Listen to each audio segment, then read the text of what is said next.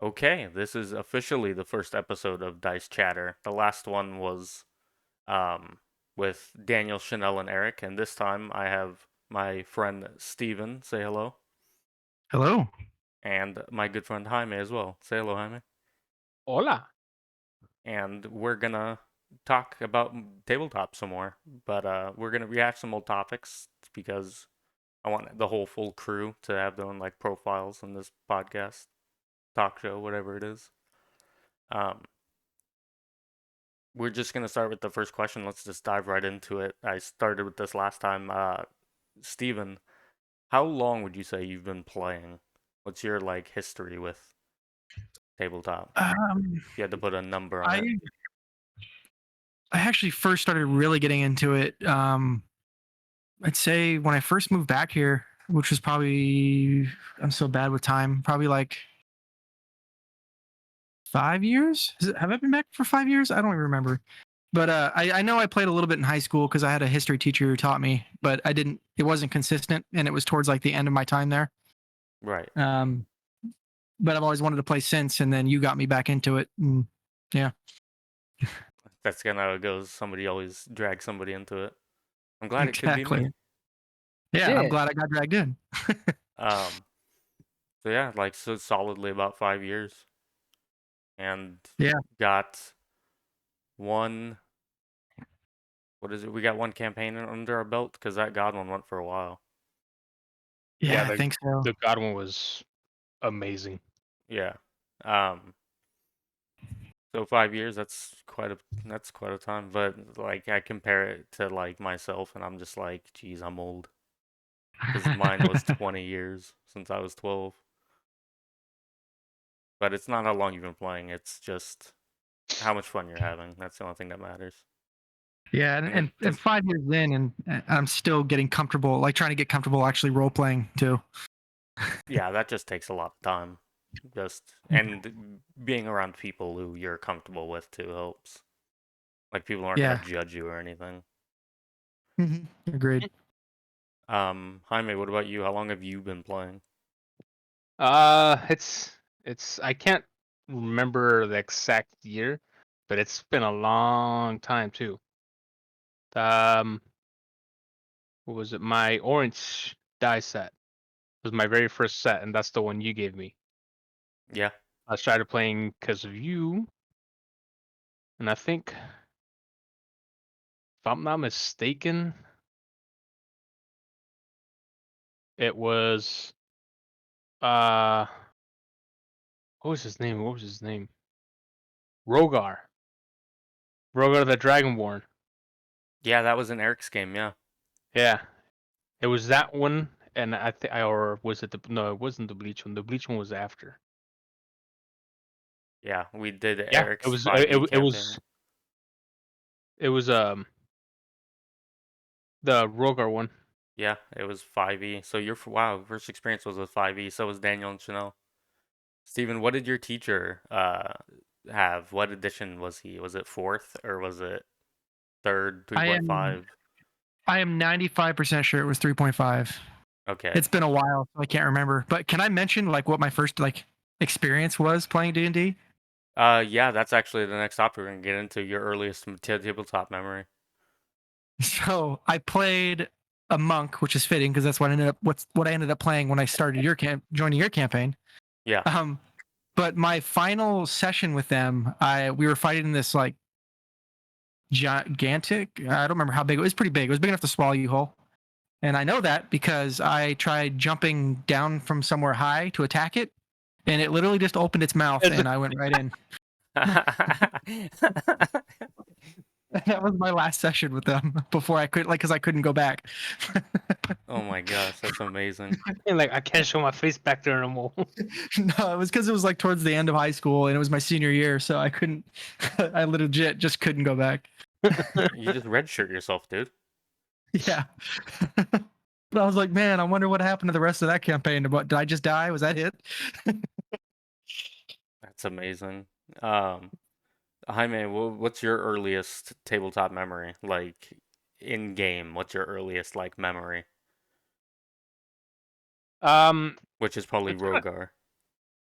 I guess you could say it's still the same thing now. It's just the freedom that you get when you're playing a character. That's what a lot of people don't understand with D&D. It's the freedom that you get. Yeah, it's an imagination game. You have people call you nerd and make call you names, whatever. But you're playing somebody else that you can't physically be in real life. So you have you're the creator basically, right? So Yeah. anything you think you can do, and you can probably do, granted you make the checks and the saves and whatnot, you could do. So I think for me, with me, the thing with it would probably be the freedom that you get. Yeah, sometimes you might, think, for Daniel's, perspective, it might sound like a cool idea in your head, and then you do it, and you're like, yeah, you know what? Maybe it wasn't such a good idea. Yeah, maybe I shouldn't have done that. Maybe I shouldn't have done that. But I think, that would be with it for me. The feeling of, That how freedom. the freedom, how alive you get. So I enjoy that every single time we play, because I'm not playing it as Jaime.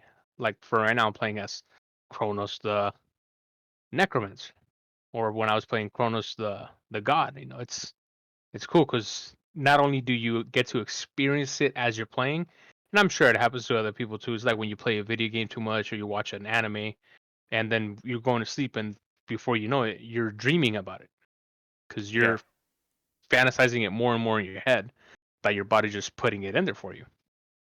I'm And oh, go ahead. I've gone to sleep multiple times, and I wake up like the next day, and I was like, why the hell was I dreaming about, playing as a necromancer still? So I was like, all right, cool. And it sometimes happens when it's like a Saturday night, like after we stop playing, because my brain's still wired Yeah, to try and play as a. I have not had a lot of D&D dreams, but man, have I like laid awake and not been able to sleep because I'm thinking of like what I want to do next with this character. Right? That's Like I'll lay there for an hour, not be able to sleep because I'm thinking about it, and finally I'll just go on my phone and look stuff up. Lay there for another half hour doing that. Try to go to sleep again, can't do it. dude, I was the same way when I was a forever player. When I got to just be a player, I would just like when we weren't playing, I would just look at my character sheet and just be like, what feat am I gonna take next? What skill am I gonna do? Maybe I'll prestige class, and I just like look at the sheet and look at my picture on it, and I'm like, yeah, my character's cool, and just kind of like think about my character. Yeah, and it's so much worse or better, however you want to look at it. But when you have a character like you really like, and the character I'm playing now, I'm obsessed with. I love this character. I'm not ready to hang her up when the time comes. Like, We got a topic. We'll talk about you guys' characters, but that's actually looking at my checklist here. That's actually the next topic. What's your favorite character you've ever made across any system you've played in? Starting with you, Steven. mine would actually be Vala, the one I recently made or semi-recently made with the Kurt campaign we're a part of. The homebrew raced brood, which is like the humanoid dragon species, and it's a favored soul class, and it prestiged into contemplative, which I actually really love. And I already have another idea for the next level, what I want to do with her. Nice. Yeah, But we were just her, talking about it. yeah, and just with her story in general and her personality that's like grown, her character development, even her alignments changed. Like there's so much more to this character than I expected would ever happen. Just because Wef, who was a character I loved before, but mainly because his personality more than anything, because it was a monk that played like a bard, and I Yeah, don't know how yeah. common that is because I haven't been around as much. But I did love that character, but I did not expect to love the character I'm playing now As um, much. as much as I thought I would. Like, That's good. I love when you just like you make a character and you're like, yeah, I like him, and then you play him, and then you're like, wow, I really like him. and I'm so happy like we got to start off at level 1 because I know some people don't do that, and just because you can actually see this character grow from like and the idea you had behind the character and what you wanted to do with it and see it evolve into that. Yeah, going It's awesome. from being able to take a hit from a goblin before you need healing or die to taking on dragons Yeah. and beholders and illithids and shit. And Yeah, winning. exactly. Yeah, and winning handedly. Um, uh, so what about you, Jaime? Who's your favorite character you've ever played through Bleach, the last God campaign, this campaign, the short Uh, Shadow one we played, it sounds kind of. It's gonna sound Rogar? kind of like a cliche, I guess, but it's kind of like I'm seeing it as of right now. Still, I mean, there's still more stuff to play with, but it's kind of like a three-way tie between Kronos the God, my Seiya character, which was my Bleach Seiya Taniguchi, and this Kronos now, Kronos the Necromancer, because I've had fun with every single one of them. The Bleach one was amazing, even though when I killed Eric's character and I tried to play it off to the Yeah, like it wasn't your fault. it wasn't me, but it was like my Horatio and Ryatsu was all around. Nah, bro, it ain't me. Yeah, Um, but that one I like that one because if I remember correctly, you had asked me, Eric, and Zach who wanted to be try and become a captain or lieutenant or what they wanted to do. Uh, Zach wanted to do go into the Omnitsukido. yeah, and then I forgot what Eric wanted to do, and I was like, yeah, I'm down to try and go for a captain because I had a lot of power like strength. I was building my character for that. Like my Bankai was gonna be um It was a like summoning and incorporeal ghost and everything. So it it was was an incorporeal ghost undead dragon that did necrotic yeah. damage. That sounds So awesome. it was dope, dude. Yeah, Um, I said my favorite character was my Bleach character. Not a campaign we played in, but I played with my cousin and my other friend Steven. And just my character, same way I got my Zanpakuto the way I liked it. It was fucking ace, dude. Got to be There like was. level 18 before we stopped playing. Oh, nice. yeah, I think we stopped at 18 too, right? On the God campaign? 17? 17, yeah. Yeah. Yeah, and that one, I mean, that one was dope because as a god, dude, I was creating havoc from all over the entire world. Just, oh, I'm gonna teleport. I'm gonna teleport. And that's why I was like, I'm gonna buy some boots for this campaign. And Yep. I mean, it's only 3 times, but I mean, it's cool. It's cool. I do enjoy playing this one now, especially the way that I'm moving with it now. Hmm. And I'm looking more and more. Same thing with that Steven said earlier. That there's times when he can't sleep because he's thinking about the character. That's Yep. me after when I got that the AI art app. Yeah, that I'm thing like, was you know what? sick. Like I'll be falling asleep and I was like, you know what? I wonder how this swords and everything will look. So I'm trying to see if I can find a good um weapon, like a good picture of the sword and of my throwing axe. Once I become a Man, lich, I'll at least see if I can, at, find something cool with it. at least your weapons are like for the like as far as like what the weapon is basic, like axe or sword. It is so hard to find like really good like sword spear art. Like, It's it's a Yeah. so very tough. niche weapon. I'm Yeah. sorry. I just think they're No, cool.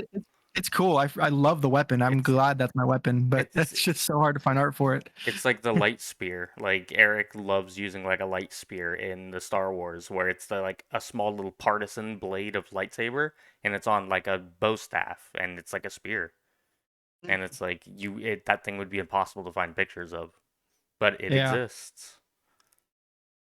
Um, so yeah, you guys both have super interesting characters. They're both their current characters are of the same race, Brood. Um, you want to delve a little deeper into your current characters? Well, Like, I was gonna ask if I'm allowed to ask a question. I was gonna ask yeah, like go for it. if there's is there any like any what's the word I'm looking for like pop culture like anime, video game, even movie or whatever that your character reminds you of that you built and it just kind of reminds you of that person or character. Like a character Like, I've built that reminds me of a character from like an anime or a movie. yeah, like for example, for me, for Vala, she just the way she ended up turning out, she reminds me very much. I don't know if you've ever seen Fairy Tale, but she reminds me very much of a character called Urza in that. Like, and so I've always thought that with her, so I always kind of picture that. I But yeah, I that'd be my example. It's funny that you mentioned that. I do look up like cool like monologues from movies and stuff and kind of get a feel for like cool things a character would say. So I do in that sense like look up like for instance like in the Bleach campaign I watched like a lot of Final Fantasy Advent Children which has an amazing sword fight in a few of them. Yes, it does. And then you have like um Rurouni Kenshin and shit with a lot of cool sword fights. So like yeah, I do. No, there's no specific characters. I do like an amalgam of traits from a bunch of different characters, but I do the same thing. I know what you're talking about. Hmm. It kind of helps you get a feel more for your character, kind of watching them, because It you're like gets my you a little character. more familiarized with it. Yeah, because you're like my character's similar to them, and then you see them react to something that could happen in like the game, and you're like, okay, so like I got a kind of an idea of how somebody in that mentality would act. Hmm. Yeah, like when I picture Urza, she has a very like stern personality but loving, and I feel like that's kind of like Vala.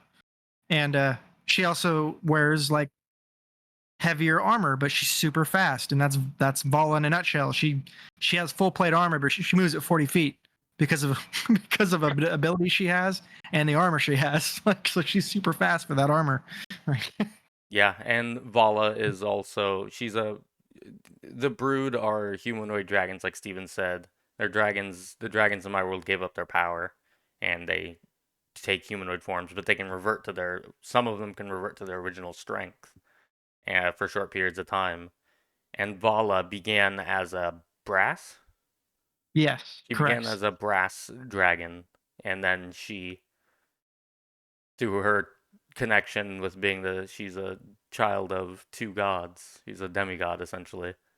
She metamorphosized into a platinum dragon, the only other one being the god she worships. And yeah, watching Vala just like go from the beginning of the like being wide-eyed, doe-eyed to being like the steely mom type, like the moral compass. I think I like it. Hmm. Yeah, she did a lot of growing up because of war essentially and battles. It hardened her, but she's still got that soft center, but she's really good at kind of being a leader if she needs to be. Definitely. She's definitely the one who like everybody waits until she acts before they do anything. Um, Jaime, go into a little bit about Kronos. What do you mean? Specify. Like Oh, like oh, class, like how Steven? his class, Oh, like what he is, what he gets up to. trouble. Oh, I mean, Period. That's it. he's period. That's it. Cut it. Cut it. Cut it and call it. Yeah. Cut and ship it. Um, no, I mean, for the most part, he's a little hard-headed. Um, but the way that going back to the how I visualize my character, I would I would probably say he's a mixture, to me at least, between like Byakuya Kuchiki. Yeah, from I Bleach. like his cool like I don't give a shit persona about anybody, but I'll still try to do what's right kind of thing. Um, and fuck, what's his name? Mariachi from Desperado, Antonio Banderas. Oh, okay, yeah, I How can he see kind that. of like he's there for the fight. He's up for it. He knows what's gonna come of it, but he's deep down. It's for the right of everybody else. Like my guy. My guy's kill people. I'll bring you back. I'll kill you just for fun because that's what I am. But at the end, he's still like the whole thing with Dorn. I could have killed him if I wanted to, I could have killed this. I could have killed that whole village. Would I have gotten probably trialed? Would I have gotten probably, you know, ambushed by my own team? Yeah. But at the same time, the dude showed us hospitality. The very first session, I think it was. Yeah, Or, Dorn or is the innkeeper of the first yeah. inn they all met in, because I'm At, super original and had them meet in the tavern. at the bait and tackle. If it's not broken, don't fix it. Or Exactly. It yeah, works. is that the right word? Yeah. Did I say that? And if I yeah, if I remember correctly, there was some incident that came out with some people, like some other mercenaries, and I was gonna start, trouble. And I was like, you know what? Not in this establishment. It's nice. This and that. And then from then on, it's just I kept it to myself, and every now and then I would, oh, I'm gonna go back to Dorn. And I remember the first time you're like, why? And I was like, I don't know, just go back, shoot the shit with them, got my meal, paid it, and then I think I gave him like a platinum or two platinum, some shit like that. And then I Yeah. gave his kids a shitload of money. Went back, and the whole establishment was like brand new, everything. So it was good in character. It made my character feel good because it's somebody that did nothing for you, but give you a chance in essence because we don't look the part. No, they're I the mean, now we do with our fancy clothes and well, expensive weapons and items. even then, like these two are brood who they're dragons, so they're like 6'7", 6'10", like heavily built. They're strong. They're bigger and stronger. They're like Saiyans essentially. And so walking into a bar and Dorn giving them a chance was More than enough. yeah, Yeah, and broods are still pretty new to the rest of the world, right? yeah, Yeah. within the So last we like just look like 150 years. to a lot of people, we just look like hulking humans. And don't Like especially me because I'm 7 feet.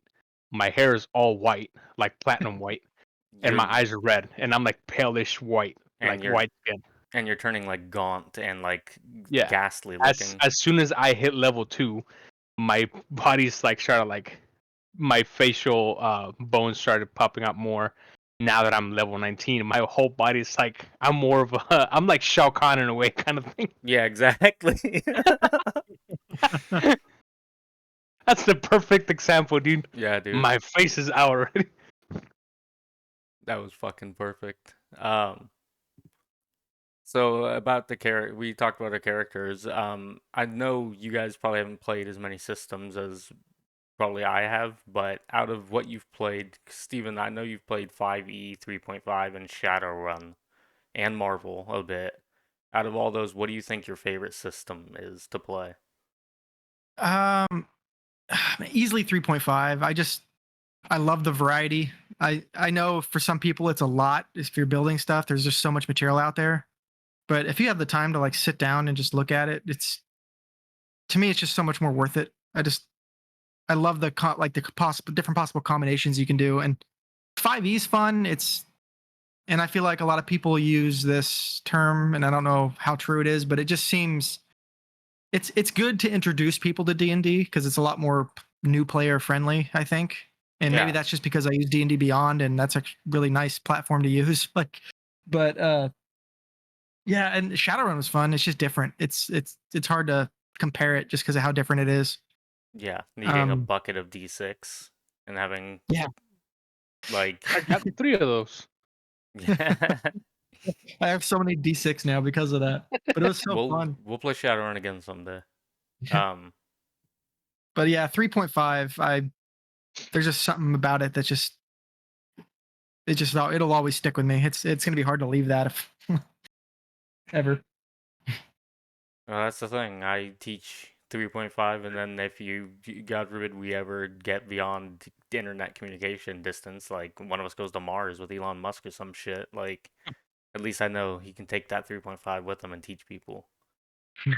Exactly. It's like passing it on. Like it's like people still play 2E and swear by it. Like they swear by THACO and negative armor class. Like it's it's really a subjective question, but that's a good answer because 3.5 does have so much content, and it's so much you don't want to use it all. Stick to the player's handbook. Every time I've Yeah. built a class in 3.5, I'm plain Jane. I stick to the plain like maybe I'll go into the complete divine or like complete warrior to be a samurai instead of a fighter, but I'm boring. I stick like one class all 20 levels. I stick with the basic feat chart. Like Mhm. you don't need all that fancy stuff to play 3.5. You just need the d20srd.org and that's basically it. That's all you need.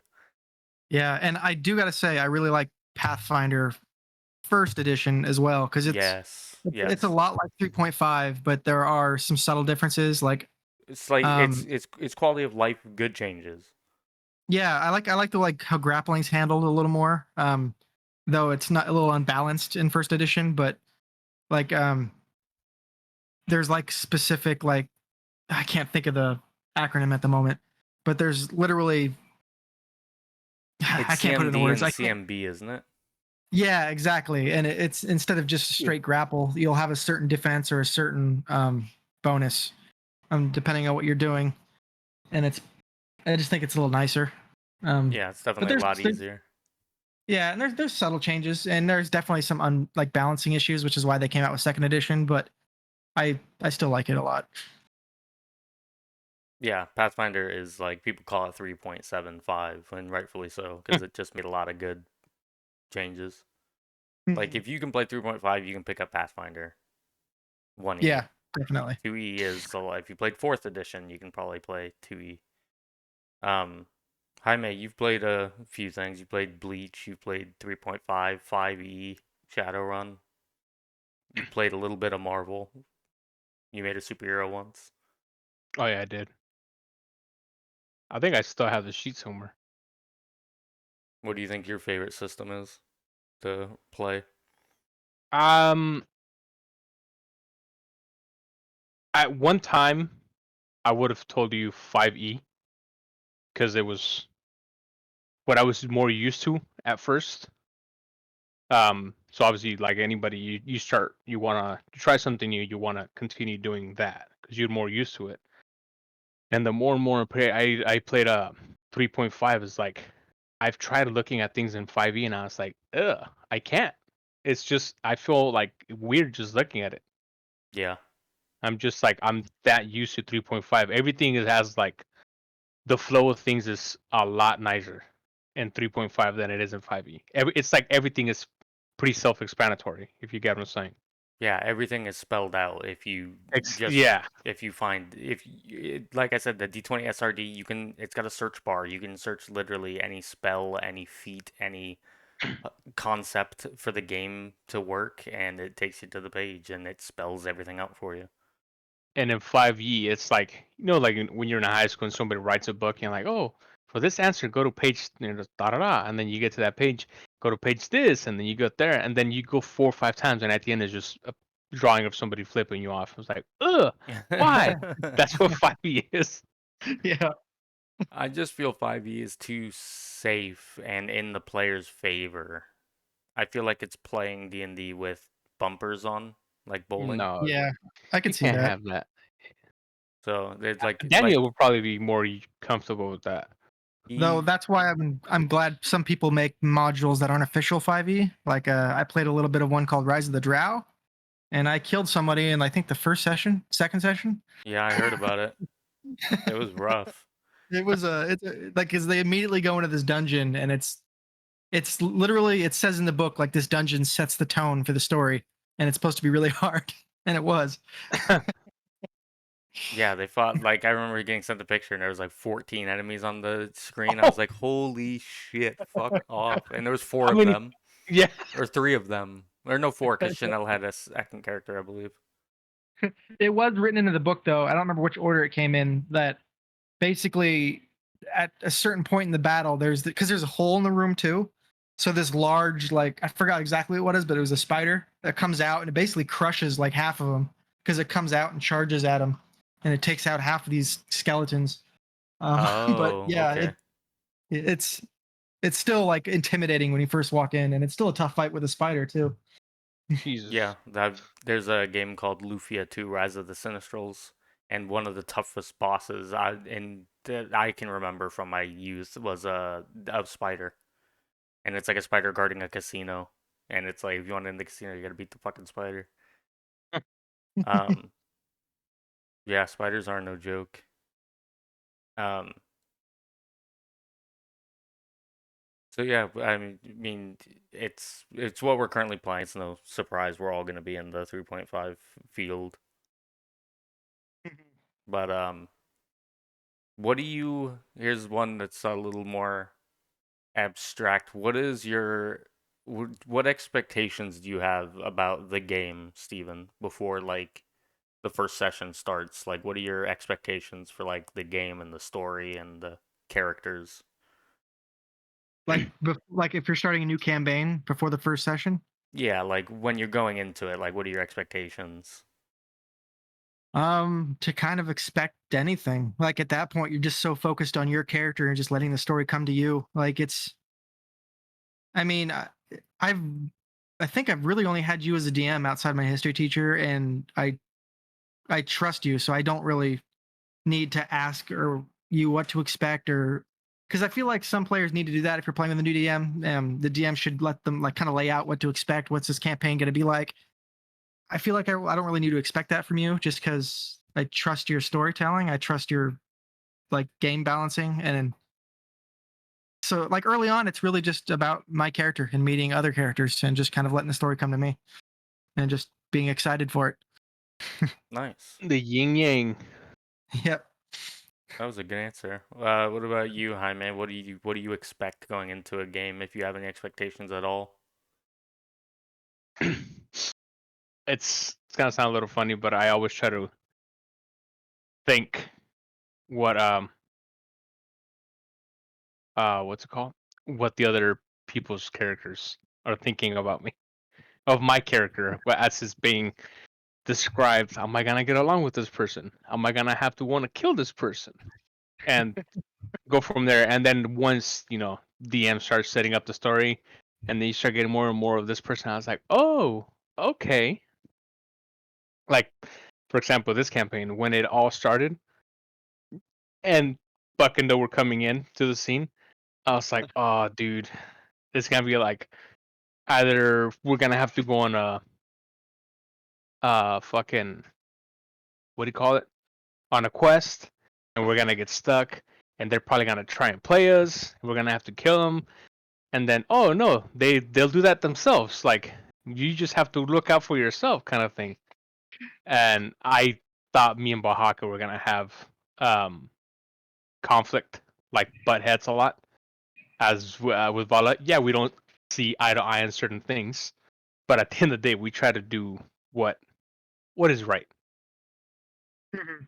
Yeah. And that's one thing. I know it's kind of getting into what the current character's like thinking, but it's like that's kind of how Vala feels about Kronos. Like she trusts him. Like she doesn't like the fact you're becoming a lich. She doesn't like that at all. But she's like in the back of her mind, it's like if anyone is going to do it, she's glad it's like you, because yeah, you may not go about things the right way sometimes or think about how to do things the right way, but she trusts like at the end of the day that you make good decisions and you're going to do things for the betterment for the most part. At least that's how she feels about you. Yeah. Yeah, there's two people in the group, both Bahaka and Vala, both kind of are touchy on the undead subject, but like Steven said, they kind of look past it because it's like they're not using it for like nefarious means by any stretch. Like Mabel's character wouldn't hurt a fly, but she's a necromancer. Like she's the kind to be like, "Please, can I have the body? Thank you," and pay you for it, and like gently raise them. Like it's not an evil person. Like come on. Whereas Get Kronos, out of here! whereas Kronos would stab somebody in the middle of the street, rip their skeleton out, and raise them as a skeleton, and continue walking down the road. I'd be, yeah. Kronos would be kind of person like, I'll buy that corpse off of you. Okay, how much? 50 gold. Here you go. And as I give you the gold, I fucking hand of death, something, and then kill the person, and then take 2 bodies and keep my gold. Yep, 2 for free. Aha! Mabel's character kind of reminds me of like I've watched a ton of anime, and there's been characters before where it's like you think it's like this cute little girl, and you're like helping her out, but like at the end of the episode or like a couple It's episodes down the line, you full find out blown she's a killer. complete psychopath. Yeah, Basically, right? That's what Mabel's character reminds me of. She's gonna be the big bad at the end of the story. We just don't know it yet. Shush, you're ruining it. Stop. Oh, He very quickly scratches it out in my notebook. Um, I see everything. yeah. Hey, the players come up with the best things. There's been a few times when I'm like, that's a fucking good idea, yeah. And change my whole plan. Um, let's talk hardware. How many dice sets do you own, Steven? And what's your favorite? Oh man, I don't know how many I have exactly. I know I don't have as much as most of the people in the group, but I have a decent amount. But I probably have 4 sets that I use regularly. And there's one set I specifically use for Vala. Like I have my dice themed to my character, and that set is actually my favorite set right now. And they're like a really shiny silver metal dice with like little light blue diamonds around each of the numbers. Because she's a platinum dragon, and this kind of fits it really well. Yeah, And they're fucking sleek. yeah, like before she changed to platinum, she had another set that had like a gold and green kind of color to them. They were also metal dice, so it kind of looked like brass. Yeah, and it was like a geode. Yeah, exactly. I always have themed dice for my characters. It's just like an OCD thing of mine, I guess. Yeah, I've never been one of the theme dice to characters, but I will, like, if I'm, like I said last episode, if I'm playing, I use my oldest set of dice. Not my first set, because I lost them, but I have, like, my oldest set. They're just plain aquamarine resin dice. Those are clean. Nostalgia's good. Yeah, the Yeah. case barely holds together. Like, the bottom slips off if I put it in a case. Now we got our master dice goblin, Jaime. How many sets did you have the last you counted? Counting the last one that I got for my for this Chronos, my Necromancer set. Yeah. I have 44 sets. Who baby? Yeah, Probably he's like our. quadruple what I have. And I still plan on getting at least like 2-3 more sets that I have on my cart. I've had them sitting on my cart for like weeks. I just haven't bought them yet. Yeah, little do we know that the picture for this podcast is actually just a sliver of Jaime's desk. Yeah, it's Yeah, just I a had little him send corner it of it. If you look there, that's my orange dice. What's your favorite set, Jaime, out of your 44? If you had to pick just one to roll forever. My mom got me this like kind of like Listerine colored. Like it's a blue, like a dark light blue in a sense. And the numbers are in white, but it's clear. So if you hold it a light, it's like it literally looks like a little you see little hints of obviously the blue, but you see like little black inside of the die. It's fucking dope. Yeah, dude, those sound clean. I think I remember you rolling them last time we played in person. Yeah. I had those, and I had my green ones, my marble colored green ones. The ones that you and I have. Yeah, It's the green with like the dark green it's like lettering. gold. Yeah, those are really cool. Yeah, those are pretty I'll probably fucking put sleek. that like in my top 5 sets also. Yeah, they remind me of money. There is one set that is also a favorite of mine that I just forgot about it because I haven't used them in a long time. But they're my all black stone dice, black numbers on black dice, just completely blacked out. Yeah, I'm obsessed with them. I just don't have a character for them. Yeah, but when you do, those things are fucking cool looking.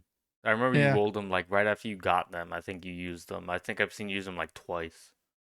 Yeah, it's like it's just my OCD. It's like I need a character for him.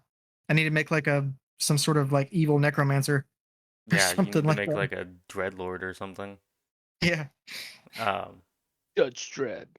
So yeah, Jaime definitely is the resident dice goblin we have. Oh yeah, I think Chanel comes in second, and then it's yeah. I was me gonna say, and Eric. yeah. Um, let's go into something fun. Let's talk what your guys is Steven, what's your favorite tabletop RPG moment that you've experienced? Could be from Shadowrun, could be from anything. Just one moment you think back and you go, "Fuck yeah, dude, that was cool." Oh my god. Okay, there's two, and one I already mentioned in this podcast, and that's one of my first moments, which was just jumping into the mouth of a giant. I think it was like a dinosaur. I don't remember, but just being swallowed whole. That was Yeah. sad, but that was an amazing moment. And there was one recent. Actually, I don't know if it was probably like 2 sessions ago, and I just thought it was like the coolest moment. Like I just had to happen to have the perfect spell, and we were up against a lich, and I just cast heal and just one shot it.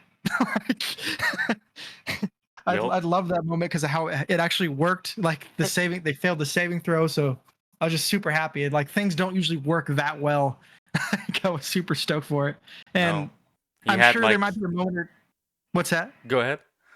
I was gonna say I'm sure there's probably another moment or two that I could probably think of. I just need a sec because we've had so many. But yeah, those are two that I can think of right off the top of my bat that were amazing. Yeah, that's both good choices. I mean, your first like memory is also obviously going to be near and dear to your heart. Like I think I talked about one of my oldest memories for my favorite moment, and Oh, it was something silly like you. I talked the guy into like committing suicide basically, and it just was like I rolled in that 20 to do it, and it made me smile. But I I do have another one. Um, go for it. and this one had to do with Buck and Doe, and it was when we were jumping platform to platform across Oh, magma. And the moment itself was great, but the sound effects you happen to make during that moment was just perfect, and I couldn't stop laughing. So we're jumping from platform to platform over this magma, and they rolled terribly. And nothing he new. even gave us a chance to catch them, and we failed terribly. So they jumped, and you literally just see Scotty grab the miniature and just go and pull the miniature away. Coolest moment ever because I wasn't expecting it. Because I think that was like the first like character death in a while that at least that I Yeah. could think of. So That's it's great. that's honestly like the first time since Bleach that I've killed a character. Like, And if you think about it too, not counting Asher that died to the Vorpal sword, the only other character deaths in this campaign is Buck and Doe. Mabel died. Nobody else has. But yeah, Well, Mabel did die once. Yeah. Maybe I mean, come on, you can't count that though. That was Bahaka's fault. Bahaka opened. They were in a dungeon, and Bahaka opened up That's true. a door that had a prismatic spray, and he got I the electricity damage, and Mabel got the instant death. I Yeah. I, I remember that her reaction too, and it killed me because you're like, uh-oh, and she's like, no, no, no. She's always No, every time I uh, if I laugh when we're playing Marvel, and I'm like, oh no, she just goes, oh no. She has the best I love it when reactions she, to stuff yeah, I love it when she does that. That's great. because she's invested, and that makes me feel good. yeah. Yep. And then it makes other people feel good, and because then they'll start getting invested in their characters, and it's like good vibes. It just spreads.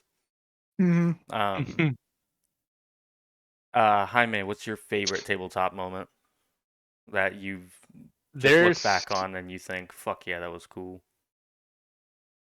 there's been a couple that are probably like between the cool. I thought they were cool, and then um fucking funny ones too. Like one of my funniest ones was like obviously the one I said earlier in the Bleach campaign, me killing Eric, and when I'm being interrogated, I was like, nah, dude, it's not me, and I was saying it with such a cool face, With such and conviction. yeah, and I was even rolling for my bluff, and it was working, and Eric was playing the officer who was interrogating me, and I remember playing at your house, um, and we were sitting outside on the patio, and Eric's like, "This was you. It has your signature all over it. And I go, nah, it's not me. And I'm saying like all nonchalantly I roll. And Eric's like, but it's you. And Eric was getting mad in real for like, hey, it's like, stop fucking lying. And I was like, I'm not lying, dude. I'm lying. My character's not. Yeah, he was making his bluffs and just saying it was such conviction that like he almost got away with it. Almost. Yeah, you were close. That was one of the funny moments. The other funny, cool moments. We were playing. I was playing as Rogar, and it was me and Eric were having an argument on the flying ship as we're decimating through the city and attacking and everything. And me and Eric didn't agree on something, and Eric's like, "Well, fine, I'm gonna do this." And I said, "Well, fine." I think it was the ancient dragon. I think it was or something. The wizard dragon had a crystal, and that crystal was powering the ship. And we were like, "Well, fine. If you're gonna do that, then I'm gonna take this." And we started fighting amongst ourselves, and before you know it, the ship collapsed, and we took damage. I still survived. I think Eric died on Eric, impact. Eric and Zach and Andy's character died on Yeah, impact. Me and you and survived, and and I then at the end, cast waste. I cast like yeah, withering on Jaime and you just you killed him. you cast Eldritch Blast on me and killed me with it. Yeah, that's how we ended Eric's campaign. He didn't want us to have the flying ship, and And he Eric was so fucking mad, dude. I feel bad looking back on it now. We shouldn't have done that, but if he didn't want us to have that flying ship, we shouldn't have He given it shouldn't to have us. made it. Yeah, that's fair. I It, mean, it, If I it put a was it was flying ship, funny too. if I put a flying ship in this game, like if I would have just shown you like a big flying ship, like a gnome ship, you'd just be like, I want that, and you would find a way to fucking get it. And it's How like, much? How yeah, much? how much? How many people do I have to kill? Like, you guys would get it if I brought it up. So you kind of got to be ready. But on the It same was hand, hilarious too because I think I had maybe like 6 or 7 HP and Scotty had like about the same amount, and Scotty just rolled over with his character, and I think you were missing like a leg or something, and Scotty's like, Eldritch Blast right on my face. yeah, I was like, oh man, I wish I could have been there for that. you were like, we survived, and I was like, Eldritch Blast. Like, you rolled like a natty 16. My bonus Oh, was like a 4 or 5, and I just blasted them. Great. Those are also really I do have another one go for that I it. just remembered. It was from the God campaign, and it's a little morbid, but it was also hilarious. Oh, is it what I'm So thinking of? I think so. We fought a dragon. Yep. oh, yeah. This is before we realized dragons had. There was a bird species essentially, so we didn't realize they were also human. Like, essentially. So we defeat this thing. We're like collecting trophies. You know, some are getting teeth, some's getting like scales, stuff like that. Yeah. Um, they ate some for dinner, like, and then we didn't realize it. So then we sleep. The next morning we get up and we see like people see like flesh in their bag, which used to be dragon scales. You see human teeth where the Yeah. skeleton was. It was like human bones, and Wef's out there like panicking, and he's like trying to put this thing back together. Like it's gonna be okay, just it'll be all right. Yeah, he makes a What's going on here? he made a human effigy out of a human body parts out of guilt. That Yeah, was so good. I brought that up in the last podcast, but it's funny that you brought it up because it's good that everybody else remembers it as being funny. God, I love Wasn't that the same dragon that Eric's Killed. character Agar rode in? Oh, yeah, yeah. Agar rode it up into the sky and fell. Oh yeah, I forgot about that. How he fell far. Yeah, but Yeah. somebody caught him. Somebody turned into I think it was UF? It might have been. I don't remember. Somebody turned into something and into like a giant owl and went up and like stopped his fall. Um, yeah, I mean, I just loved how traumatized Wef was. which was it makes sense. You ate a person. Yeah, I know. Um, let's move into the next topic. This one might be fun. We're gonna do something called "Am I the Asshole?" And I'm gonna put a link in the Discord for you guys so you guys can read along, and I'll just read it and we'll discuss it and we'll talk about it. So Sounds good. this is Am I the Asshole? So I started DMing a new campaign with a group of friends I'd been playing with for a few years. All was going well through the session. There was a plot to do some sketchy stuff going on at a big festival. The characters were chasing bad guys and getting into battles, trying to find out what's going on, etc. They finally beat the bad guys, but the boss escaped. One character had previously seen a vision of where he would be and planned to confront them. That's when another one of my players stated that their character was going home. For context, I had told my players in session 0 that their party coming together would be due to a cataclysmic event happening to their hometown, leaving them the only survivors. I outright stopped the role playing and asked why their character wanted to leave and go home. They replied with, "Well, my character doesn't really know these people or have any stakes in any of this," despite being involved with the earlier battle and getting wounded by the bad guys. I told them simply as I could, if your character goes home now, they will 100% die and with the rest of the town. Either give your character some kind of motivation to be with the party, or you'll be making a new character next week. They pouted and complained and eventually gave up, saying, "Sure, I guess I go with them." Am I the asshole for railroading them, even though I gave them a pre-warning, or are they just acting like a child? What do you make of that, Steven? Man, that's it's kind of tough. I mean, they're both kind of being a little whiny. Yeah, like like it's hard to say without knowing like the personality of like the player's character. Um, but I feel like as a DM, you should probably give them. You got to try and like, you got to know your character, the characters you're DMing, and I feel like maybe you got to try and create something that would make them want to stay. yeah, it's a But little at the give same and time, take. yeah, Yeah. and at the same time, the player's got to understand like you want to push the plot forward. So you don't want to stale it. It's just going to make it not fun for everybody else. Like there needs to be some sort of like agreement there because that's bad on both of them. I think. Yeah, I think they're Yeah. I don't both know. in I the don't know if wrong. that's, I don't know if that's a good answer. I don't. It's kind of picking both sides, but I kind of get like both sides seem a little whiny to me. Yeah, to me it kind of seems like there's more history, like personal history besides the character. Oh, Like definitely. Yeah. There's something going on. it could be like that guy's like, nah, fuck this. You have something cool planned. I'm gonna go around and I'm gonna try to see something out from the side. And the DM is probably like, no, this is how it's gonna go. Either you do it or you don't. And the other guy's like, well, fuck it, I'll go around. It sounds like a Yeah. little personal on that one. Yeah, it definitely seems like he should. It's like 90% of these could be just like talk it out, like. But I can see what Steven said too, like seeing it from both. Yeah, Like the player needs to have stakes. Like you gotta want. That's like the one expectation I have from the players. Like you guys just gotta want to work together. You can hate, and you guys can all collectively hate whoever you want, but you gotta kind of want to be together. That's the only thing I ask. It's not hard.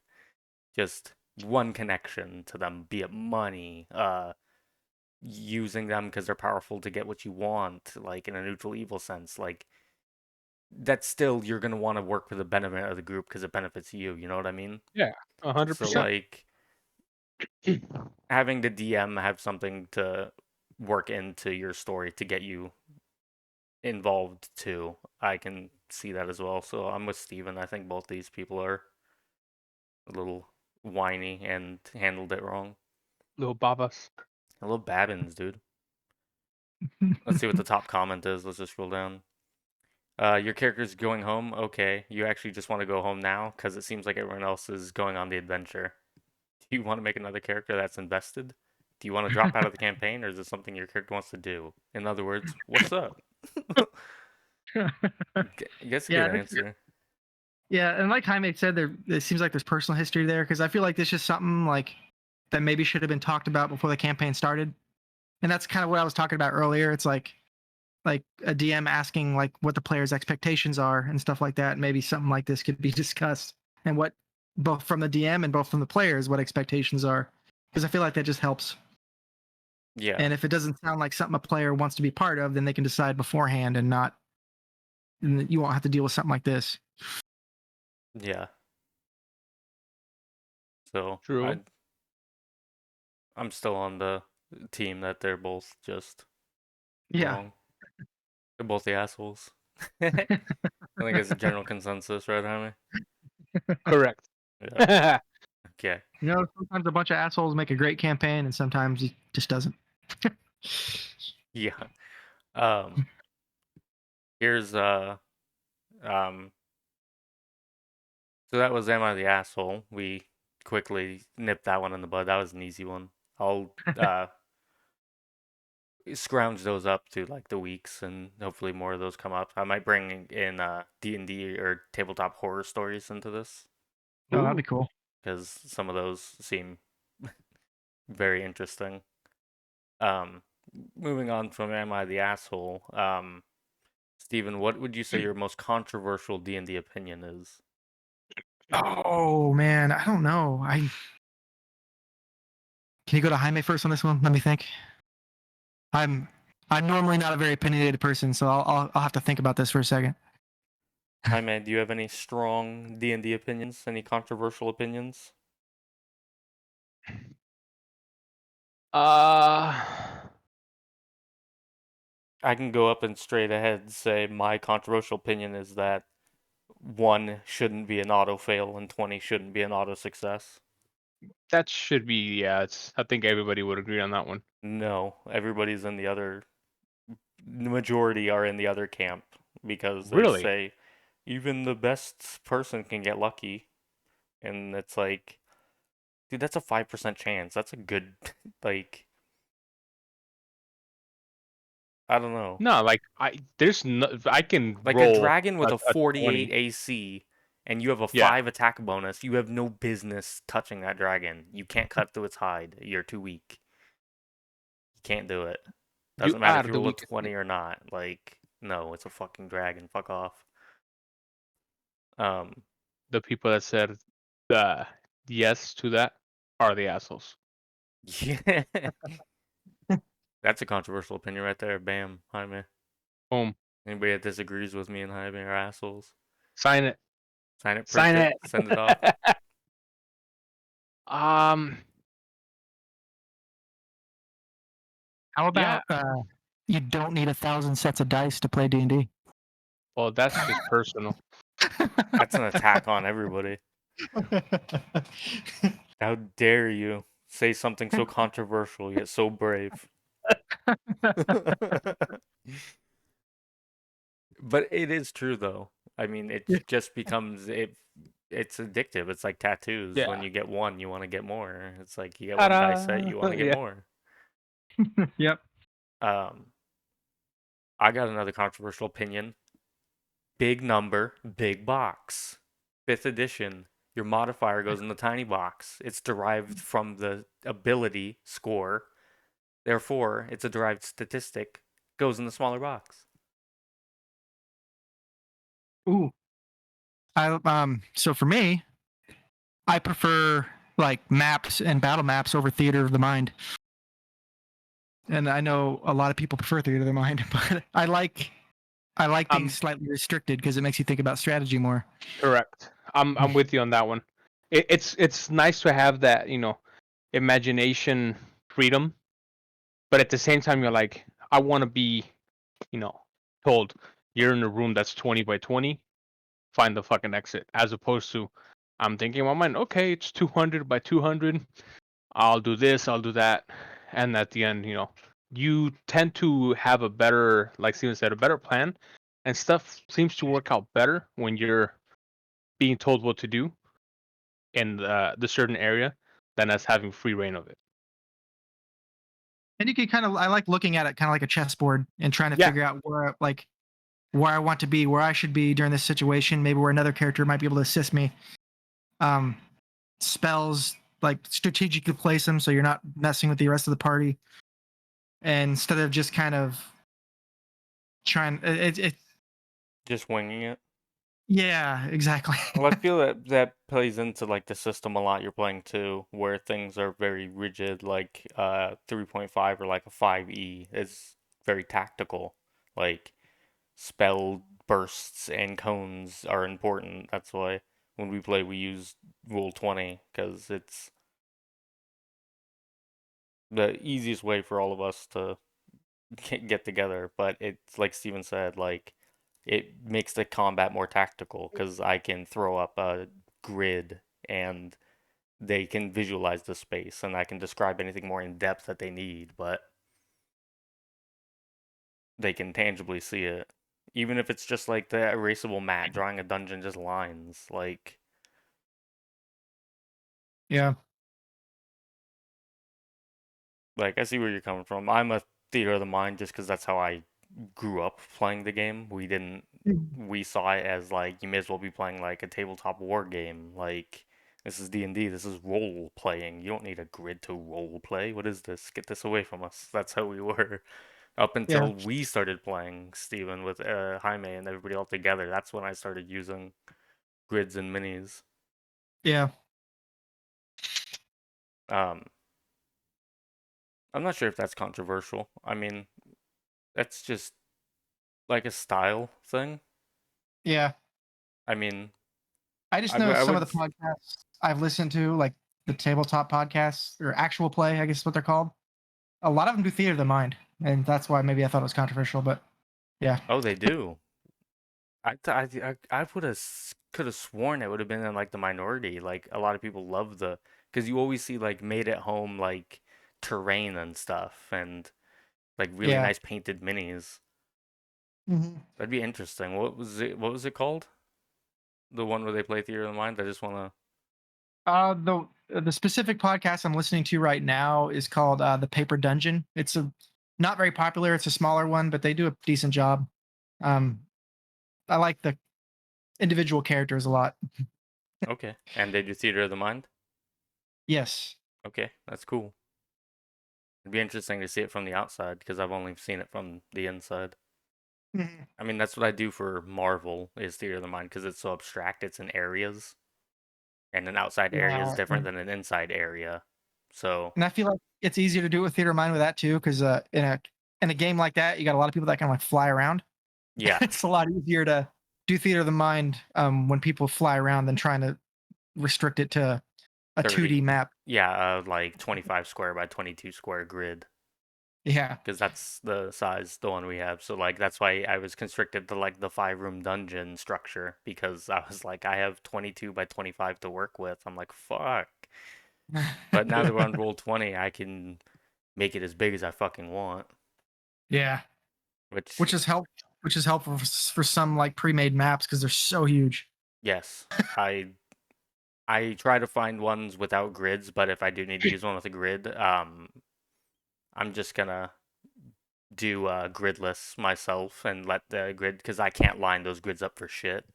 Yeah, that's what I do now. I tried doing it the other way for a while. I just couldn't get it to match up. Nope, me either. So I'm just gonna do that. But I got a lot of fun dungeons planned for our current campaign. You guys aren't quite at the end yet. Um, Yeah. uh, Yeezys are ugly as hell. Is that controversial? what Yes. are? Yeah, Yeezys or whatever they're called, those weird ass Yeah. shoes. The fucking Kanye West ugly ass shoes. I Yeah. don't care how much I paid for them; they look stupid. No, if you I'm with gave them you. to me and I was like, I had fucking blood all over my feet from walking barefoot, and you said, "Here are these shoes." I'm cool, man. Thank you. Yeah, fuck that. I would not fucking wear that. I'll wear Birkenstocks without socks before I'll wear those. I'll wear Crocs before I wear Yeezys. Yeah, dude. And people who wear Crocs are not cool. I saw a guy riding a motorcycle in Crocs once. Oh my god! I was like, dude, your feet are gonna get destroyed if you ever crash. There's I saw Don't put your foot next to the exhaust; it's gonna melt around your foot, man. it's gonna Right? singe it in there. It's gonna turn into a normal shoe. um, so let's go on to how do you guys feel about session 0? Do you feel like it's important to do a session 0 or have that? And for those of you who don't know, session 0 is sitting down and everybody talking about what their characters are Yeah. going to be and creating their characters together. I I think it's not only is it uh fun because it is fun. It's slightly important. that way, that on you're getting more familiarized with your um your own character, but you're getting a little more into the story because obviously the DM is not going to just say, "Hey, this is how everything's going to be up front." But you gotta kind of get a little idea. You um you'll hear what other people were trying to say, and then from then on, like you never know. Hey, I have an idea of this and that. Cool. I kind of want to do the same thing with somebody else, and then um go from there. So it kind of gives also an idea to the DM, saying, "Oh, hey, this is what I want to do. Maybe he can implement that somehow, some way into the story. Few sessions from now or whatever, and build a side quest, missions, whatever, enemies in common or whatnot." Yeah, I think it's a little absolutely. important. It creates more fun, brings more creativity to the table. Yeah, because you have people that you can bounce ideas off of and Yeah. stuff. And if somebody's like, I'm gonna be this class, you can be like, oh fuck yeah, if you're gonna do that, I'm gonna do this. Yeah. Steven, how do you feel? Do you For me, it depends on what someone would classify, or like what would they do during session 0. I let's feel just like, assume it's just talking about character backgrounds, getting, why is everybody where they're at, and then building their characters. so if it was all that, I'm not a huge fan. I like the idea of like I like the idea of a bunch of characters that I'm meeting for the first time, basically knowing nothing about each other. Like if that's how, because that's how a lot of D&D starts. It's a bunch of people that just met each other for the first time. Like, but I just like the spontaneity. I don't know the word. Spontaneity. Yeah, that I like the spontaneity of it. And there's another thing. It's like I do like session zeros in this sense, like, but I know it'd be tough because it makes more work for the DM. But there's been times I've been listening to certain podcasts and they'll do like a session 0 solo with each character, and then you can learn that character's background and what they are and all that stuff, and essentially like a little mini story session 0 with that character. And then you get to see all these characters come together after all their session zeros are done. Um, but I just like a bunch of characters kind of meeting for the first time, not really knowing what's going on. I just, like I said, I like the spontaneity of it. Yeah, it's that's the other side of the coin, the other argument, because there's arguments to be made for both sides, and I've I've never, I don't think, have I ever run a session 0? I I don't don't think think I so. have. I basically just tell my players in chat like I just tell them the character Yeah. creation rules, and I'm super lenient about, I'm a super lenient DM because I believe it, you can be whatever you want. Go ahead and try to make your character as powerful as you want. I'm gonna do the same then Yeah. because if that's the way you want to play it. So you can make a super OP Gestalt character if you want, but I'm gonna do the same. And that's so it's never like, oh, it's gonna be unbalanced if somebody's gonna be like you and Jaime being half dragon. It's like, so they should have a level adjustment. I don't give it to them. Why? Because I can bounce my encounters to account for their increased power. Yeah. So I've never felt like a session 0 was really necessary. Because I feel Yeah. it's To more me, like to create a balanced party, which it can be really yeah, I can good. see that. Because especially in 3.5, like Eric was saying last podcast, he said, like, if you don't have a rogue in 3.5, any trap above a DC 20, you're fucked. Like, sorry. And it's Yeah. like, that's rough to do if you don't have a rogue or a ninja or somebody that can detect a scout, somebody that can detect traps. Yeah. For me, like session 0, like what I'd like it, like what I normally would like it to be is like basically just like describing the world that they're going to be in, what to expect from me as a DM. What should I expect from maybe them as players? Maybe building characters as well, and kind of just hanging out, having fun, doing that stuff before we actually have a session 1. Like, Yeah. Yeah, definitely. Um, Starting a campaign, how do you guys feel about levels? Are you up of the school where it's like, fuck being level 1, you can't do shit, you got a D6 hit die? Ugh. We gotta I start at level love 3 or 5. Yeah. I I said it earlier. I love level 1. I love seeing a character grow, like, and not only from a character development standpoint, from just the player's abilities, like seeing where you started to where you end up if you make it to like 20. But Yeah. I I I wouldn't want to start anywhere else other than level 1. Like that is my favorite place to begin. I 100% agree. Yeah. Because the more you look at it, you're constantly gonna be looking at your character sheet. You're like, oh, dude, like I get this at level 7. Cool. I get this at level like 15. I get this at level like 20. So you're gonna constantly wanna, you know, get the best uh, version of you playing that you can get. So get everything, up to quick and try to get all this stuff, like Steven said, before you die in character. And it helps, like this, the Vala is the first time I ever played a spellcaster. And it makes it so much easier starting at level 1 as a spellcaster because you get to learn your spells um kind of as you level up instead of trying to learn how like 20 spells at level whatever, Yeah. like at the same time, because you'll never remember them all, like without having to sit there and study them. Like Yeah, you're going never from gonna like go back and look at level 2 spell, like, or level 1 spell like Bless, because you have, like, level 4 spells. And you have, but like, just 6 slots in those 4. You got, like, 24 spells.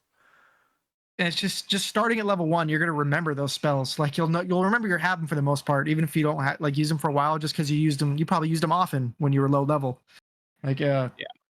so it's easier to remember what you have if you start at level 1 as a spellcaster. Yeah, I agree with both the, like, progression and just the sake of ease and easing into a character and learning what they have, especially if you're like a rogue or a barbarian or like a wizard, where you're getting something every level, you're getting something new. And it's a Yeah. lot to keep track of. Like, it was just recently Kaylee started using chi, and it's like you can just go invisible whenever you want and get that sneak attack damage, and it's like you have so much other shit going on your page that if you started at level like 7, jeez. Yeah. I've seen people start as high as like level 13, and it's like, woo. Oh man, that's insane. That would There was there was a there was a podcast I was listening to. They decided they were gonna start at level 6, and I was just like, I can't do it. like, Yep. like I have to be invested in character growth and development, and they're starting at level 6. It's just hard for me to listen. Yeah, I mean level 6 is like you're level 8 at the end of Baldur's Gate 1 when you're beating the last boss. So like and that's like saving an entire coast like at level 8. So you're like 2 levels away from that. Your character is like already an established adventurer. Like most adventurers don't Yeah. live to be level 6. Mhm. They die somewhere in a dungeon at level 3 or something. Mhm. Yeah, Wes, we all started at level 1. We founded a guild, built it from the ground up. Like development. I love it. Yeah. Yeah, it wouldn't have been the same if you just started out with a guild Yeah, exactly. and like took over or something like Skyrim. You Yeah. join the guild and the guild leader's just like, haha, I'm in danger. Gives you more chance to bring more money in. Yeah. And there's just one thing I've never been good at, and it's been balancing like because like that Moses Lack meme where he's holding 2 flaming swords and he's like, I gotta tell you, this is pretty terrific. And it's like when your DM's generous with magical items. And it's Mhm. like that's me. So I've always been terrible at balancing like 'cause I think it's you've like by done. level 5 you should have like a +1 or or plus, and then like at level 8 you should have like a +2, and then it's like to keep the balance of the game. But I've always just been like, I'm gonna make a cool fucking weapon I because think you've done a pretty good job because I mean, there's been many times where we've almost died, and there's been times where we've just been lucky and had the right spell. And man, recently people have died a lot, mainly Buck and Doe. But like I think you've done a pretty decent job, even being generous. Like, If Buck yeah, and Doe didn't have that wooden leg, well, it was Buck. If Buck didn't have that wooden leg, he would have drowned that one time. yes, he would have. there's been many times where we've been very lucky. Like, I'm always worried that the encounters are gonna be too easy because I'm so lenient, but I try to make them as difficult as possible because I don't want to, like Matt Colville says, I'm not trying to kill you. The creatures are trying to kill you. They're gonna But fight it's to the like, best of their ability.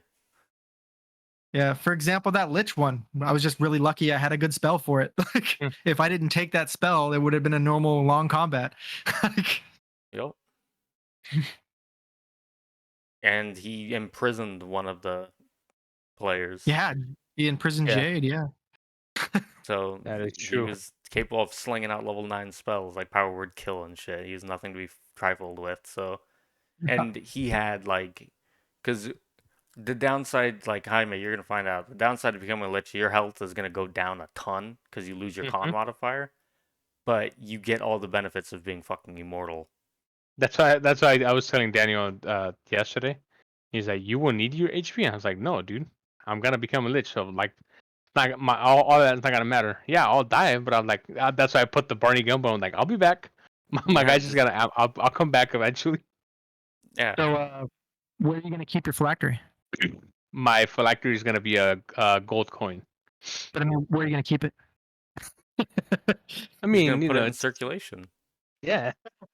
Spend it. Buy a bottle of Someone wine with bites it. it. Someone bites it to see if it's real.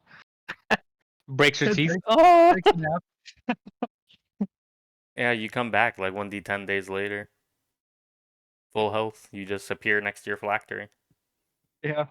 And then the person you appear next to, you can just kill them and then raise them as your first undead. minions.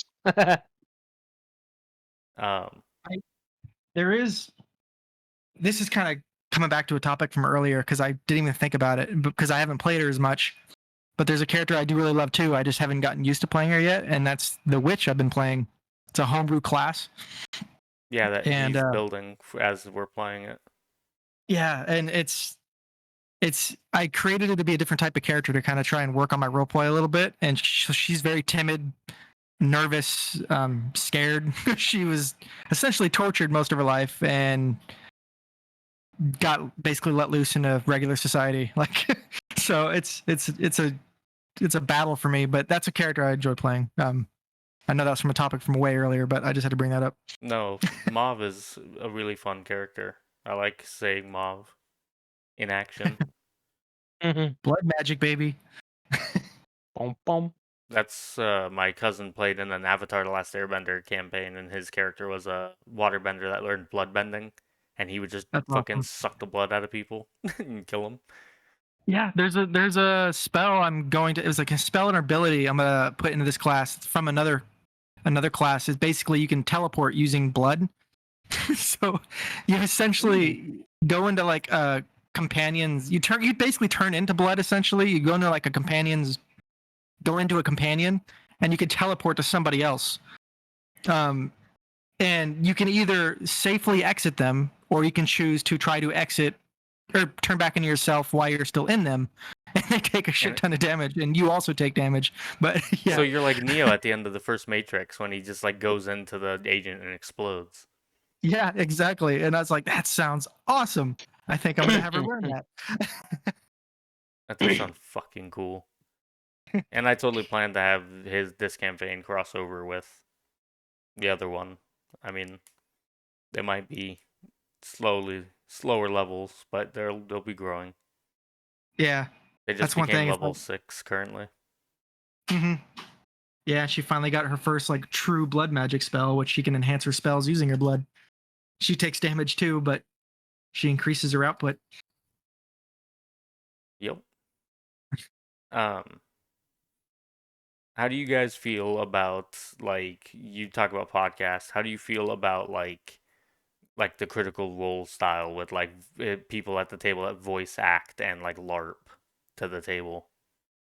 I I don't really mind it. It's not my style. It's hard for me to sit and listen to it, but I don't see the huge problem with it. If it brings more people into D&D, that's fine. They just need to the people that do come in need to understand that not everything's going to be like that. Yeah. That's my one gripe with it, but I mean, the more people you get out there that want to play and can learn to understand that it's not like that. You're going to get more DMs, and you get more DMs, you're going to get more games. And this is just not one of those games that was so widely played like it is now. Like you're gonna like, I feel like when something gets so popular, you're gonna have gripes with the way people do things, and it's gonna happen more and more and more. But I like to see it, and yeah. Like, you like to see it in any form, or like what if I started doing like voice impressions and like dressing up, saying coming to the table? I wouldn't mind it. I mean, again, it's not something I go out of my way to look for. But if you did it, or I started playing with someone who DM'd that did that,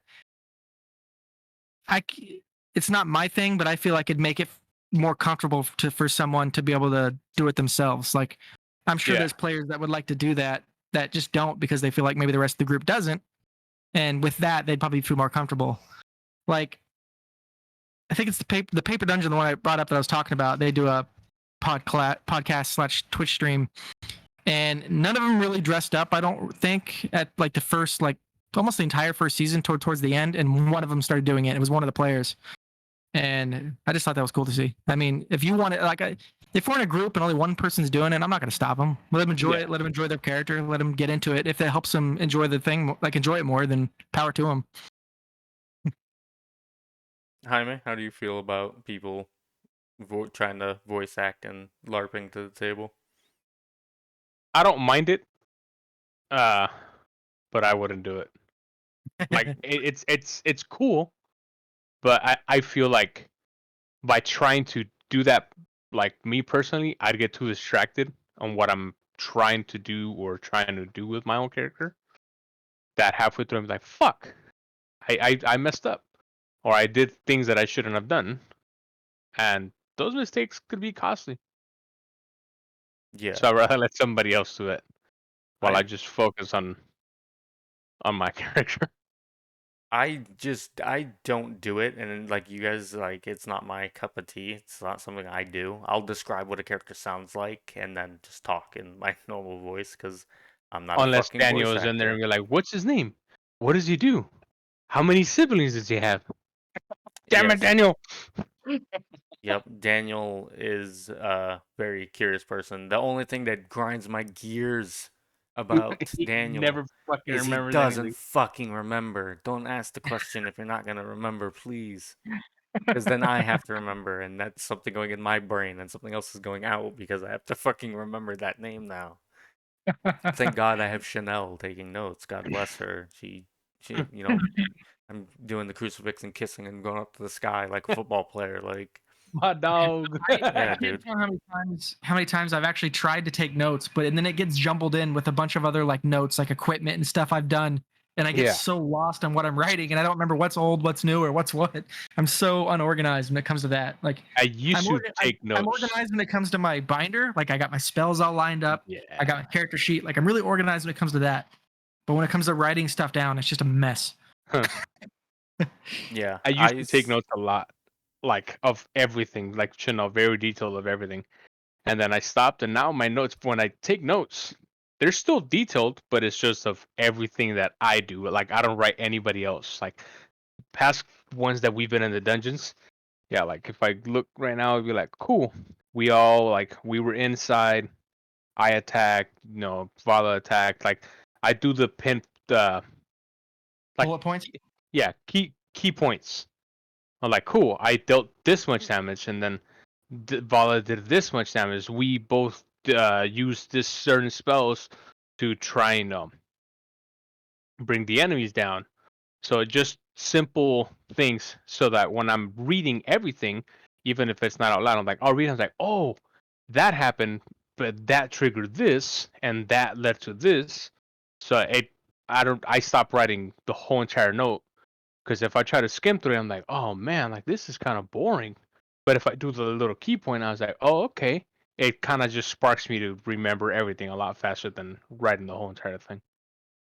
And it yeah. saves more paper.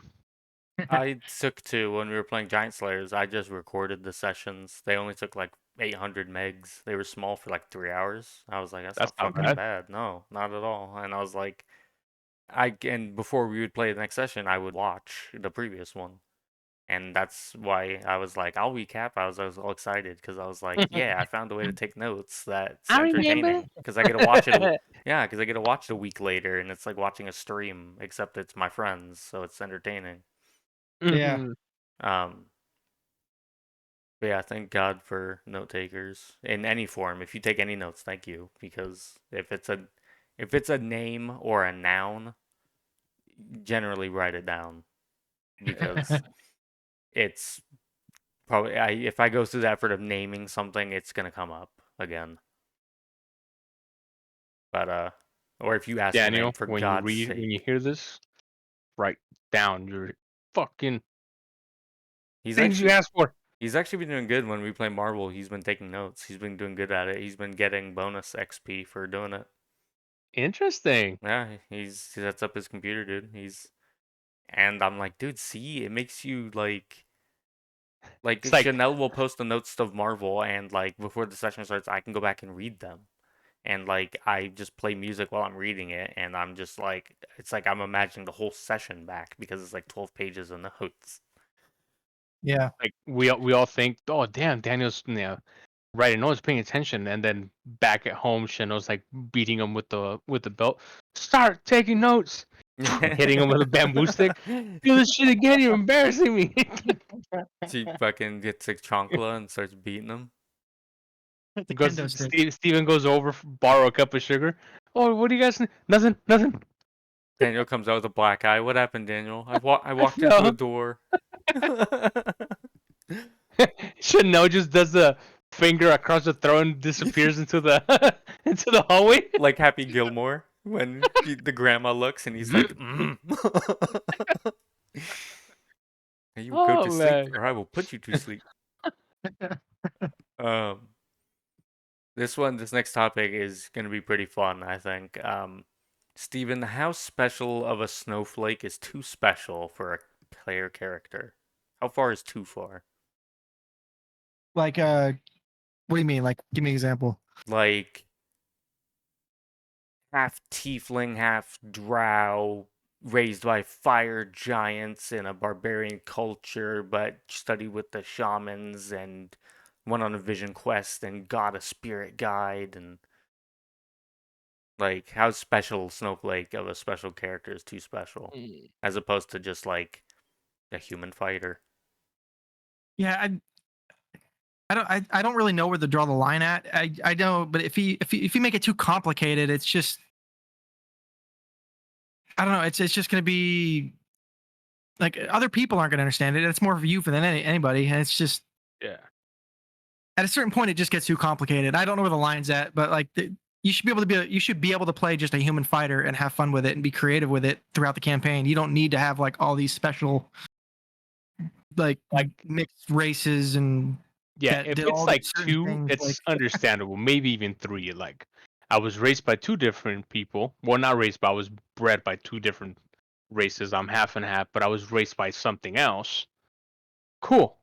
That's it. It keeps it intriguing for everybody else. Oh, but that person was raised by that, so I'm kind of half this and I'm half that because I spent. I was like, dude, that's just not cool. You're building too much into it. I personally think it'd be like um more work for the DM trying to bring everything in at once when it wouldn't be necessary because you're not doing a full backstory of that one character. So I'd be kind of I'd draw the line. I was like, all right, oh that's two, cool, that's it, I'm done. Yeah, Oh, but I was raised by four, no, I'm done. everybody gets two.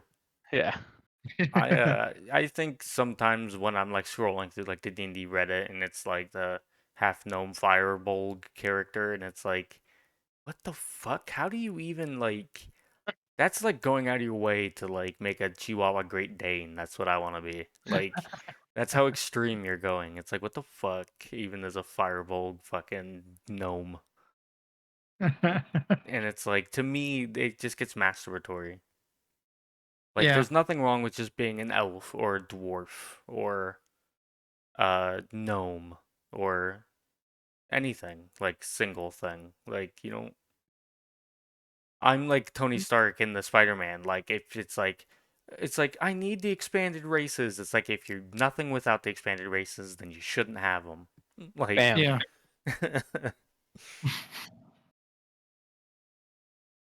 so yeah, that's how I feel about it.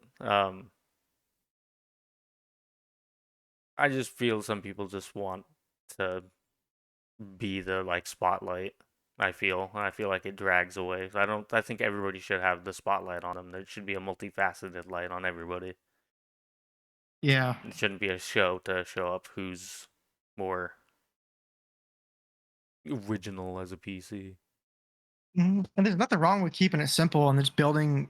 I mean, your backstory can build as you play. Like, like things can happen, and you don't need to make like 10 paragraphs of backstory that you'll never get to because it's just too much.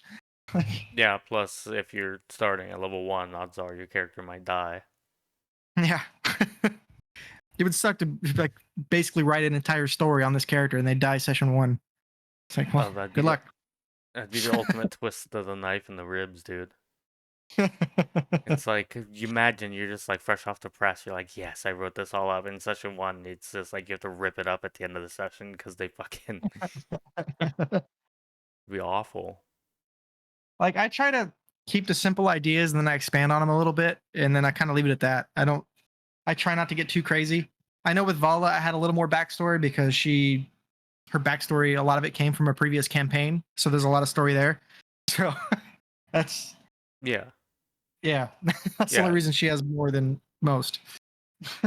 Yeah, because she's tied to your previous character and that character's love interest. Yeah. So you had more of a vested interest in Vala than normal. And same with Kronos being named after the god Kronos. Like my cohort, for example, his backstory is literally he was just a farmer and he had a good life. He just figured he'd go out and see if there was more. That was really it. He's a human ranger or a human scout, and that's his backstory. Sometimes that's all you need, dude. You just Yeah, want to see the exactly. world. Exactly. Nothing, don't have to have no tragic backstory. But I'm not, Mhm. we can talk about that. How do you guys feel about the tragic backstory? Do you avoid it? Do you think it's played out? I personally I don't mind it. I saw a meme once that said like no mentally well-adjusted person goes out and fights fucking dragons and drow and shit. So like I'm all for an edgy backstory as long as as long as there's some growth from it. Like your character Mhm. like opens up like Squall in Final Fantasy VIII, how he kind of like opens up through the course of the game. Yeah. Yeah. And the Yeah. same thing with like Sorry. Cloud in Final Fantasy VII. Yeah. Yeah. And I'd say it's like a yes and no to that meme. Like, for example, like I don't remember which anime I watched, but it was like these new adventurers, and they see like these adventurers returning to like the guild hall and getting their coin for completing a quest. Everyone looks so happy, drinking, partying, and then they go out and they get slaughtered because it's deadly. Like one of them survives. Like and they Oh no. realize that it's not exactly what they thought it was. So it's like you can't have a good backstory going into that life just because you don't realize what that life is really like. And I feel like that could be a good story for a character. You're just so innocent, and you go out and you figure out what it's actually like. Yeah, the world ain't exactly like, what it seems. like an 18-year-old who grew up playing Call of Duty, and then he signs up for the military. Yeah, like it's a real wake up call at first morning Yeah, waking up. exactly. Where's my shields? Where's my stems? That shit don't work. Yeah. Do I get last stand? Um, What are you doing? I'm trying to no scope him. I'm trying to jump 360 no scope him. Get fucking slapped in the face by Sergeant Gunny. Jaime, how do you Get feel shot. about? You kind of teabag somebody.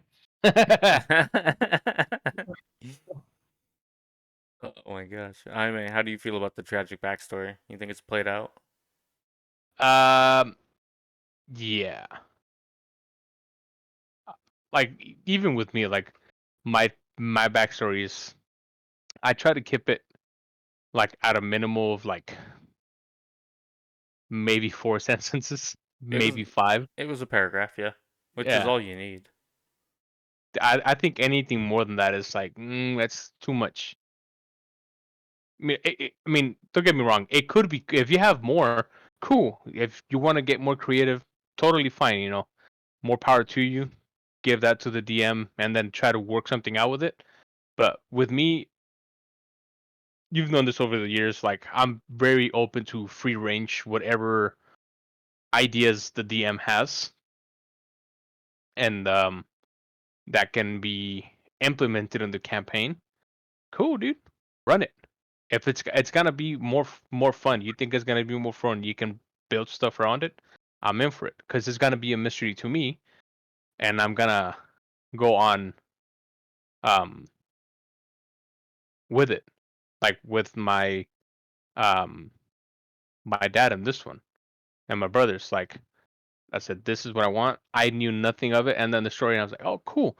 So it kind of prompts you to, I guess in a way, rethink your character as you're playing your character. So it kind of throws you back on your feet. Try to, okay, now I gotta try and do this with my character while also trying to be A and B at the same time. You get me? Yeah. Yeah, I see what you're saying. So it's I'm between the yes and the no on that one. Anything more than a paragraph is unnecessary. Cool, but unnecessary.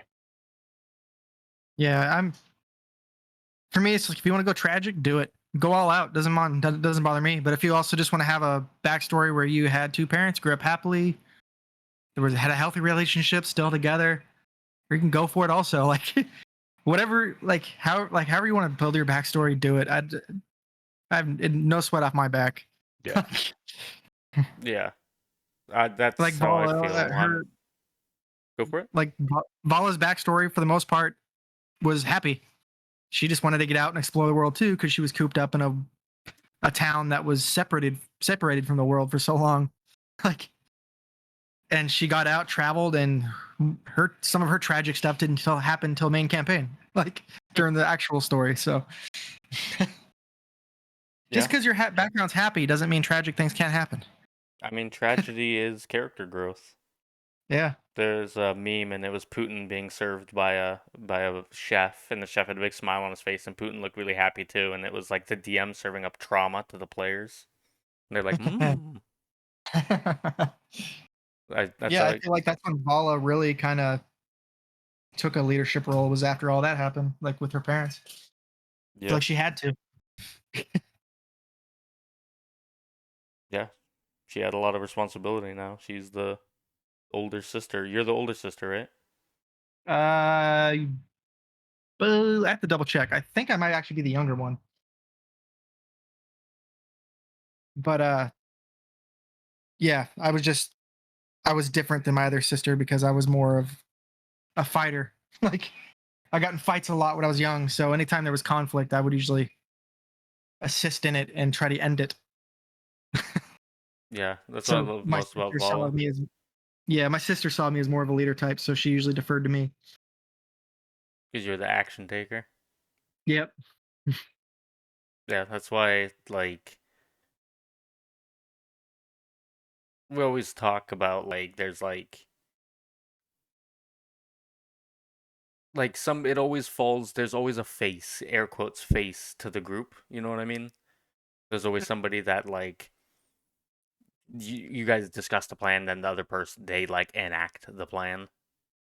It's like Yeah. everybody's doing the group project, and they hand it off to the one extrovert to read the project. There's always, like, that face, and I feel like that face is kind of Vala.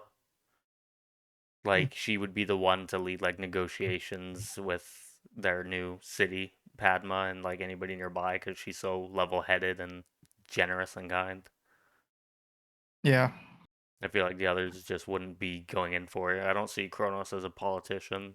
I feel him just trying to expand his power. Never say never. Yeah, I mean, if politics will get him more power, I would imagine he would go into it, but he's gonna have a You will long do as I say. No. Yeah. guillotine. Yes. What's funny about Vala, it's like I feel like before that tragedy, it's like like she kind of got thrust into that position, but she was always fighting it. She didn't want to be there. Like, and then all that happened, and she kind of just it clicked for her. Like she needed to be there, and she took it on. Like, Yeah. and that's one of the reasons I love this character too. Is like this character developed as far as her character development goes. It's way more than Wef ever was. Like I love Wef, and he's always hold a special place in my heart. But the development just wasn't there compared to where Vala's at. Yeah, Vala, there was a war between a small army and the small dragon villages outside the two large towns, because there's two large cities that the dragons come from, and they're on two separate sides of the continent, and the rest of them are small, like, cities, maybe moderate-sized cities at the biggest. And they started steam this army of Valanquis, Sinistral of the lower plains, uh, rolled in, and Vala, Kronos, Jade, Buckendo, Bahaka, and Mabel, and Asher, and their whole party, their whole guild, went out and fought in the war, and Vala's parents died. And it was very tragic. Mm-hmm. That's the that's part of character development. Yeah, and I just love it. I love it a lot. Like I remember one of the funny moments during that whole time frame was Eric. It was Bahaka, I think Buckendo, or Bahaka and Jade actually. Um, Walking through the city and the guards were coming, and Bahaka just dove into a bush and I get sighted. Oh yeah, I remember that. Yeah, That was in Sylph, Eric, I'm gonna dive into this bush to hide. Okay. and he rolled high too, Yeah. because his character was tiny at the time. He was a little bat, a little gargoyle bat. I miss that one. I miss that version of him. Yeah, he's gone through some character development too. You all have. Yeah. It's a little harder for Mabel and Buckendo because they came in a little later, but Mm-hmm. seeing Mabel go from like timid, doe-eyed, like to steeled adventurer now. I mean, that poor drow going on a walkabout and ends up with an adventurers guild fighting dragons in alternate realms. I don't think that's anything she expected. Yeah. Um, um, because yeah, in our current campaign, currently they were in an alternate realm trying to find the big bad's heart. It was removed from him, and he was made immortal by it, and it was guarded in a pocket plane in the astral plane. And they succeeded in defeating a dragon and its legion of fire giants. And then before that, you fought through a hive of beholders. And then before that, you guys fought that army of vampires that The dealt Beholders. negative. That was fun. Yeah, the beholders. I was afraid that just their rays would get to you because I'm like the a normal beholder's like ray save was like a 21, I think, Mm-hmm. and it was like eventually one of you guys can potentially fail a fort save and just get finger of death by one of these eyes. Yeah. Except for Kronos, because Kronos' death ward came off because of Big Central Eye. I forgot about that. Mhm. Yeah. That a lot of our buffs came off because of that. Yep, that And then anti-magic field. that shield that Bahaka has, just Yeah, sitting up. yeah. I gave them I stole it from Baldur's Gate, the Shield of Balderon, and it's like a mirror shield. It reflects gaze attacks, and That's why I felt confident, and I was like, "Oh, Bahaka doesn't carry that fucking shield with him. It's sitting in their guild castle, just Oh man. collecting dust." Um, Does anybody like use a shield? I know no, Teddy does, which is Jade's cohort, but I don't know if anybody else does. Teddy could have Mm-mm. used it. He was the one that got turned to stone by the beholder. I know. Um, yeah, I don't think anybody does. You technically could, but that's not where your character's going. But a shield would buff your AC. But like I said, Yeah. near the end of 3.5, your armor class doesn't matter. Like that dragon you guys fought took a negative 18 to its attack, and it was still walloping you. And I still gotta tell you what my actual like complete plan is for Vala. Like I have an idea of where she like what her battles are gonna look like completely from here on out. Well, after she levels up, I mean. But yeah. dope. I can't wait to hear about it. Um, let's close out by something fun. Jaime, what do you enjoy most about tabletops? You talked about freedom a little earlier. Yeah, I like that I can close out everything around me and just kind of like fuck. Have you guys seen the movie Ready Player One? Yeah. I haven't. I've heard good things about it though. It's since it came out and I watched it, I would probably put it in my top like 10 favorite movies. Wow.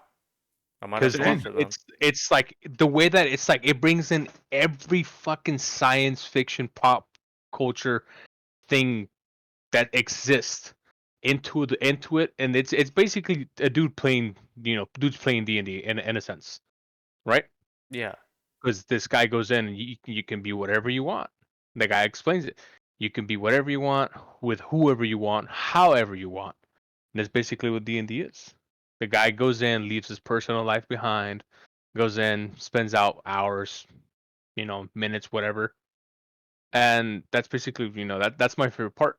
If I'm having a really shitty day, or when I was working on Saturdays, fucking dreading with that, and my favorite thing was like, cool, it's 5 o'clock. I'm out. I'm going home. I'm gonna play online, and then before I know it, it's just I come in, I jump online, and then I forget about everything. Yeah, it's a good escape. That's definitely why I play it, because I get to get what's in my mind during the week out at the end of the week, and I can Yeah, it's like mind vomit. I'm just like yeah. blah. It's a good escape from reality, even if it's just for a little bit. Yeah, 3.5 hours we play for. We get a good session. Technically a full session is 4 hours, but I mean we get close to that with talking and everything afterwards. Um, Steven, what do you enjoy most about tabletops?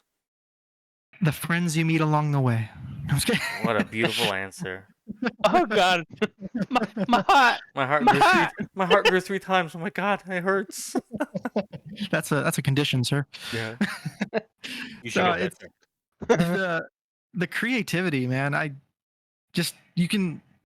know it's a common thing to say, but it's like you can literally do whatever you want.